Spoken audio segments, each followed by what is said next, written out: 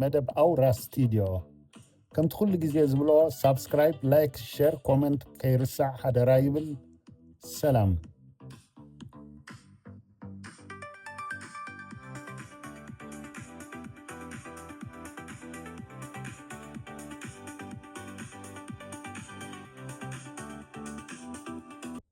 ኣብዚ ደንበ ተቃውሞ ኣንጻርቲ ኣብ ዓድና ዘሎ ዓማጺ ስርዓት ተወዲቡ ክቃለስ ዝፈተነ ኣዝዩ ብዙሕ ሰብ እዩ።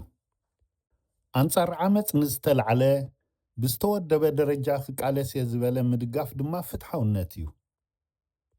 እንተኾነ ግን ብዙሓት መንእሰያት ተወዲቦም ንክቃለሱ ሓይሊ ንኸይገብሩ ብሰንኪቲ ኣብዚ ደንበ ተቃውሞ ዝረአ ብልሽውናን ዘይምርድዳእን ብዙሕ ሰብ ተስፋ ቆሪፁ ካብ ምቅላስ ዓዲ ውዒሉ ይርከብ። ክሳብ ሕጂ ካብ ዝተመስረታ ውድባት ድማ እንትርፎ ፋሕ ክብላ ዘረባን ሰልድን ከኣርያ ንጸላኢ ከፍርሕ ዝኽእል ቆመና ኣይበጽሓን። ሎሚ ሓንቲ ውድብ ተመስሪታ ክብሉኻ ከለዉ ተስፋ ጌርካ ትጸንሕ እሞ ኣይሰሙን ኣይሳልስቲ እታ ውድብ ደኣ ፈሪሳ እንድያ ተመቃቂላ ክብሉኻ ከለዉ ድማ ተስፋን ሃፋን ትኸውን ማለት እዩ። እንታይ ግን እቲ መፍረስአን ምኽንያት ኢልካ እንተሓቲትካ ድማ ሓንትን ዘይትቕየርን ንሳ ድማ ህግደፍ ኣትዮማ ጸኒሖም ትብል ኢኻ ትረክብ። ብርግጽ ህግደፋውያን ንሶም ዘይቋጻጸርዋ ነፃ ዝኾነት ውድብ ክትህሉ ኣይደልዩን እዮም። ይኹን ደኣ እምበር ናይ ነብሲ ወከፍ ጠንቂ ምፍራስ ውድብ ህግደፍ ጥራይ ድዮም ተሓተቲ? ከምኡ እንተ ደኣ ኮይኑ እቲ ኩሉ ውድብ መስሪቱ ውድብ ዘፍረሰ ናይ ህግደፍ እዩ ክንብሎ ማለት እዩ። ህግደፍ ማለት ኣባል ህግደፍ ኮይኑ ብህግደፍ ዝተዋህቦ ትእዛዝ ተልእኹኡ ዝፍጽም ማለት እዩ። ህግደፍ ዘይኮነ ሰብ እኳ ደኣ ኣንጻር ዓመፅ ኣንጻር ህግደፍ ዝቃለስ ሰብ ግን ውድብ ወይ ቃልሲ ኣየፍርስን ማለት ኣይኮነን።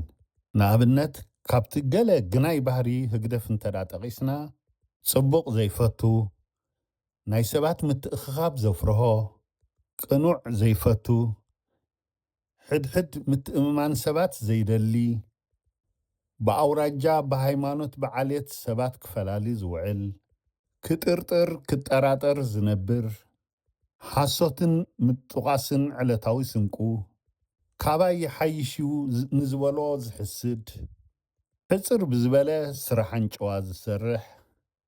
እምበኣር እዞም ኩሎም ዝተጠቕሱ ባህርያት ህግደፍ ካብ ኮኑ ሓደ ኣንጻር ህግደፍ ኣንጻር ዓመፅ ይቃለስ ኣለኹ እናበለ ካብዞም ባህርያት እዚኦም እንድሕር ደኣ ብገለ ክፋል ወኒኑ ይረዳእዮ ኣይረዳእዮ ብተዘዋዋሪ መገዲ ስራሕ ህግደፍ ይዓምም ኣሎ ክንብል ንኽእል ኢና። እምበኣር መብዛሕትአን ውድባት ፋሕ ዝበላን ፋሕ ዘብለን ዘሎ ምኽንያት መራሕተን ህግደፍ ስለ ዝኾኑ ጥራይ ዘይኮነስ ገለ ካብ ዝተጠቕሰ ባህርያት ህግደፍ ዘይተናገፈ ኣብ መሪሕነት ስለ ዘሎ እዩ። ካልእ ካብቶም ዘይተጠቕሱ ንውድባት ፋሕ ከብል ዝኽእል ድማ ገንዘብን ስልጣንን ዓብዪ ተራ ነይርዎ እዩ። ካብ ህዝቢ ሓገዝ ሓቲቶም ብዙሕ ገንዘብ ምስ ተዋፅኣሎም ተመሊሶም ንህዝቢ ጸብጻብ ዘይገብሩ፣ ዝተዋፀአ ገንዘብ ኣባላት ተመሊሶም ንኣባላት ጸብጻብ ዘይገብሩ ብዙሓት እዮም። ከምኡውን ብህርፋን ስልጣን ክናቆቱ ዝውዕሉ ሰባት እውን ውሕዳት ኣይኮኑን። እምበኣር ብሰንኪ ከምዚ ተመስሪተን ዝተፈንጥሓ ውድባት ኣዝየን ብዙሓት እየን። ኣነ እኳ ብቐረባ ካብ ዝፈልጦ ከም ኣብነት ከቕርቦ ዝኽእል ብዛዕባ ብሩህ መጻኢ ካብ ምምስራት ክሳብ ምፍራስ ብመጠኑ ኣሕፅር ኣቢለ ውሽጢ ከይኣተኹ ክገልጾ ክፍትን እየ። ነዚ ክገልጽ ከለኹ ክጠቕሶም ዝኽእሉ ሰባት ግን ንምንሻው ወይ ንምንኣስ ከም ዘይኮነ ርዱእ ክኸውን ክኽእል ኣለዎ። ብሩህ ምንቅስቓስ ክትምስረት እንከላ መሓሪ ተስፋ ሚካኤልን ኣማንኤል ወደባትን ናይ ቀረባ ተፀዋዕቲ ከም ዝኾኑ ኩላትና ንፈልጥ ኢና።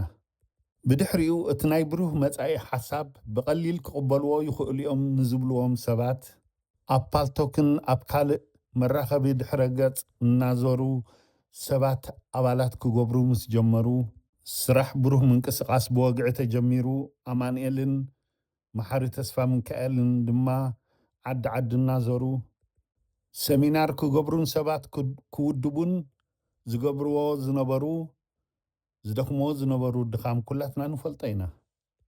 ብዛዕባ መሓርን ኣማንኤልን ኣርእስቲ ገይረ ክዛረብ ስለ ዝደለኹ እምበር ነቶም ማለቶም ኮይኑ ብልቢ ነቲ ምንቅስቃስ ዝድግፍዎ ዝነበሩ ሰባት ረሲዐ ኣይኮንኩን።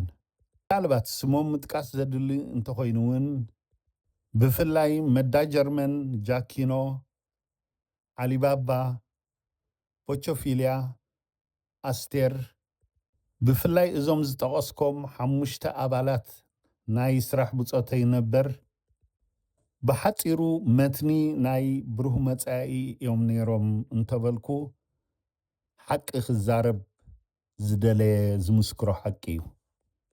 ይዝክሮ ሓደ ምሸት ምስ መሓሪ ተስፋ ሚካኤል ኣብ ገለ ዕላል ኣጋጣሚ ብዛዕባ እዞም ዘለዓልክዎም 5 ሰባት ኣልዒሉ ክዛረብ ከሎ ኣስማቶም እናጠቐሰ እዞም ሰባት እዚኦም እንተዘየልዮም ብሩህ መጻኢ የላን ንሕና ኣነን ኣማንኤልን ዋላ ሓንቲ የብልናን እናበለ ብዓይኒ ሓቂ መሓርን ኣማንኤልን ኣብ ብሩህ መጻኢ ዝነበሮም ተራ ኣቕሊልካ ዝረአ ኣይኮነን። ብፍላይ መሓሪ ብዝነበሮ ፖለቲካዊ ብቕዓት ንሰብ ከረድእን ሰብ ክርድኦን ይሽገር ኣይነበረን። ኣማንኤል እውን ምስ ሓይሉን ምስ ትሩን ደኣ ይኹን እምበር ንጸላኢ ክሕምም ዝኽእል ፖለቲካስ እኹል ነይርዎ እዩ። ቀንዲ ዝጸቕጠላ ዝነበረ ግን መጀመርያ ንዝረኸበ ሰብ ቅድሚ ኣብ ካልእ ዘረባ ምእታው መጀመርያ ሻዕብያ ሽፍታ እዩ በል እናበለ መኽፈቲ ዘረባ ይጥቀመሉ ነይሩ እዩ። እንተበዚ እንተበቲ ኩሉ ሰብ ግን በብዓቕሙ ይኽፋእ ይጸብቕ፣ ገለ ብገንዘቡ፣ ገለ ብሓሳቡ፣ ገለ ብጉልበቱ እናበለ ነቲ ቃልሲ የገልግል ነይሩ እዩ።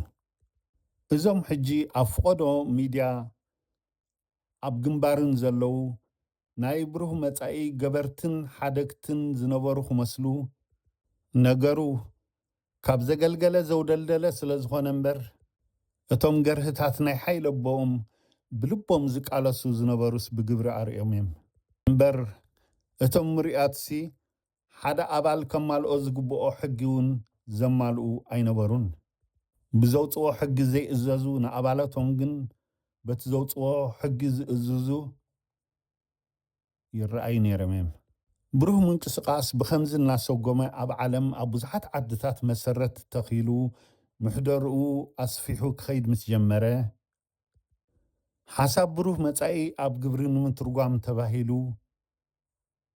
ኣብ ውሽጢ ኢትዮጵያ ንትግራይ ኬትካ ምቅላስ ዝብል ባይቶ ተዛትዩ ምስ ኣጽደቆ መሓርን ኣማንኤልን ብባይቶ ምስ ተወከሉ መዳ ድማ ብወለንትኡ እዞም 3 ኮይኖም ናብ ውሽጢ ኢትዮጵያ ንትግራይ ምስ ኣተው ባይቶ ብሩህ መጻኢ ብዝለኣኾም መሰረት ኣብ ውሽጢ ኢትዮጵያ ኣብ ትግራይ ስርሖም ብግቡእ ከነከናውኑ ድሕሪ ምጽናሕ ድሕሪ ዝተወሰነ ግዜ ገለ ኣባላት ባይቶ ካብዚ መጺኡ ዘይበሃል ናይ ፈጠራ ወረ ከናፍሱ ምስ ጀመሩ እቶም ብባይቶ ወኪልና ናብ ውሽጢ ኢትዮጵያ ናብ ትግራይ ዝሰደድናዮም ኣባላትና ኣብ ሕድሕዶም ሽግር ኣጋጢሞዎም ኣሎ ዝብል ሕሉፍ ሓሊፎም መሓሪ ንኣማንኤል ኣእሲርዎ ዝብል ጻዕዳ ሓሶት ምሂዞም ብከምዚ ኣብዚ ንዘለዎ ኣባላት ስምዒት ቀስቂሶም ኣብ ልዕሊ መሓሪ ንምልዕዓል ይሕግዘና እዩ ዝበልዎ ኩሉ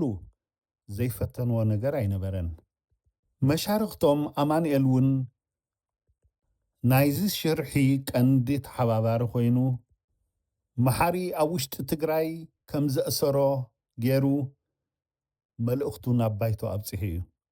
ብድሕሪ እዚ ኣዘራረቢ ጉዳይ ኮይኑ ድሕሪ ምቕናዩ ዝተወሰኑ ገለ ኣባላት ባይቶ ምልኣት ባይቶ ብዘይፈልጦ መንገዲ ኣኼባ ከካይዱ ድሕሪ ምጽናሕ መሓርን ኣማንኤልን ካብ ኢትዮጵያ ካብ ውሽጢ ትግራይ ብቕልጡፍ ንክምለሱ ባይቶ ኣጽዲቑ እዩ ብዝብል ተሓቢኦም ዝወሰንዎ ሙሉእ ባይቶ ከም ዝወሰኖ ገይሮም ኣቕሪቦሞ ነይሮም እዮም።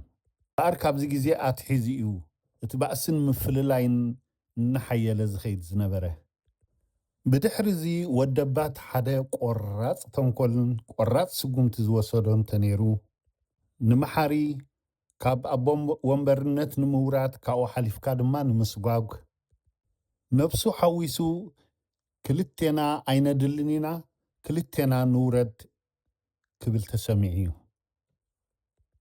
እዚ ማለት ከዓ ኣልሚምካ በለና ወይ ድማ ኣጥፊእኻ ጥፋእ ዝብል ስጉምቲ ተኸቲሉ እዩ ገይርዎ። ሰብኣይን ሰበይትን ዝተባእስሉ መኣድስ ምሳሕ ለማና ይኸውን ዝብል ምስለ ዓድና ነዚኣ ግዜ እዚኣ ዝፀናፀን ዝነበረ ጎራሕ ተመን ድማ ንክልቲኦም ኣፀጊዑ ደበኽ እዩ ዝበለ። እንተበዚ እንተበቲ ከም ዝሓሰብዎ ኮይኑሎም ብሩህ ምንቅስቓስ ኩላትና ከም እንፈልጦ ክሳብ ምፍራስ ደረጃ በፂሑ።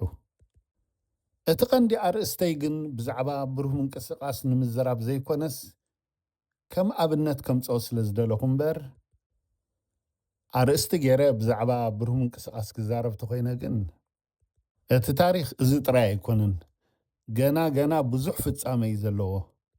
ብሓፂሩ ናይ መብዛሕትኦም ውድብ ወይ ምንቅስቓስ ኣፈራርሳ ድማ ብከምዚ ተመሳሳሊ እዩ ነይሩ። ምናልባት ብዙሕ ሰብ ብሩህ ምንቅስቓስ ብኸመይ ከም ዝፈረሰ ብዙሕ ሓበሬታ ዘለዎ ኣይመስለንን።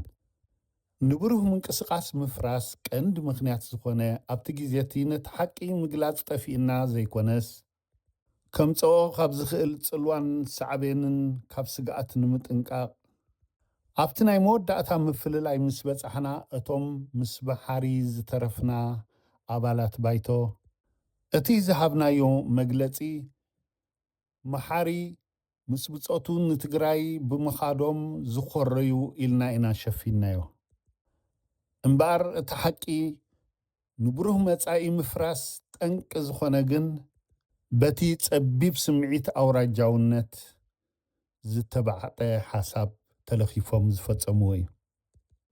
እዚ ድማ ዝተወሰኑ ሰባት ባዕሎም ካብ ዝተዛረብዎ በጨቅ ካብ ዝበሎም ንኣማንኤል ወዲ ዓድና ኣእሲርካ ደቂስና ኣይንሓድርን ኢና ንስኻ እውን ደቂስካ ኣይተሓድርን ኢኻ ብዝብል ስምዒቶም ገንፊልዎም ብገዛ ርእሶም ካብ ልሳኖም ብዝወፀ ቃል ይርትዑ። እዚ ፅልዋ እዚ ግን ነቶም ኣብ ባይቶ ዝነበሩ ኣባላት ጥራይ ዝምልከት እምበር ናብ ኣባላት መሰረተት ዘሕደሮ ፅልዋ እኳ ኣይነበሮን። ብሳላ ውሕሉል ኣተሓሕዛን ኣተኣላልያን መሓርን ኣባላቱን እቲ ነገር ናብ ካልእ ፅልዋ ክሰፍሕ ስለ ዘይተደለየ እዩ ነይሩ።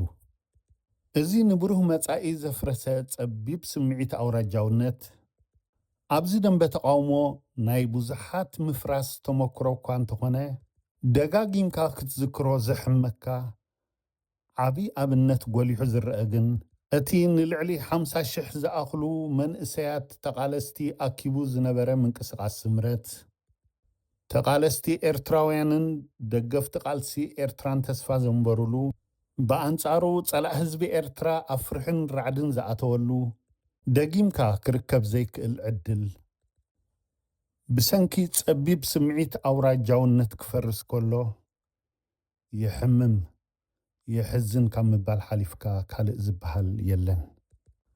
ብዙሓት መራሕቲ ውድብ ወይ መራሕቲ ምንቅስቓስ ዝነበሩ ብከምዚ ተመሳሳሊ ውድቦም ኣፍሪሶም ኣብ ብዙሕ ቦታ መኣዲ ተኺሎም ነቲ ጥዕም ነቲ ግድፍ እናበሉ ኣያልምዑ ኮይኖም ነቲ ዝፈልጥዎ ተመክሮ ከይደገሙ ኣይዓርፉን እዮም። ስለዚኦም ከዓ ብህርፋን ስስዐ ስልጣን ተደፊኦም መራሕቲ ጥራይ ኮይኖም ክረኣዩ ዝደልዩ። ብዛዕባ እዚ ከም ቀረባ ኣብነት ብሩህ መጻኢ ክጥቀስ ይኽእል እዩ። በየነ ብዘወሃሃዱሉን ብዘዋደዱሉን ዓመፅ ተሰኒዩ መራሕ ብሩህ መጻኢ ከም ዝኾነ ኩላትና ንፈልጥ ኢና። ነታ መሰረት ኣፍሪሱ ድማ ምስ ካልእ ብሩህ መጻኢ ቀፂሉ ኣብ ብሩህ መጻኢ ኣሎ እናበልዎ ድማ ኣብ ምንቅስቓስ ፈልሲ ተራእዩ ኢሎሙና። ንዕኡ ገዲፉ ድማ ናብቲ ዝዓመረ መንእሰያት ዝተኣከቦ ብርጌድ ንሓመዱ ከይዱ ኢሎሙና። نزو نافريسو جنبار تبل مسريتو حجي مرح جنبار كوينو يركب እሞ ኸዳ ካብዚ ክመርሐኩም የድሕንኩም እዚኣ ምርቓናተይ ከምዚኦም ዓይነት ሰባት ብተኣምር ናብ ዓወት ከሰጋግሩኻ ኣይክእሉን እዮም እምበኣር ኣብ መወዳእታ ለበዋይ ብከምዚኦም ዓይነት ዝምራሕ ሰብ ደጊሙ ይሕሰብ ቴንኪዩ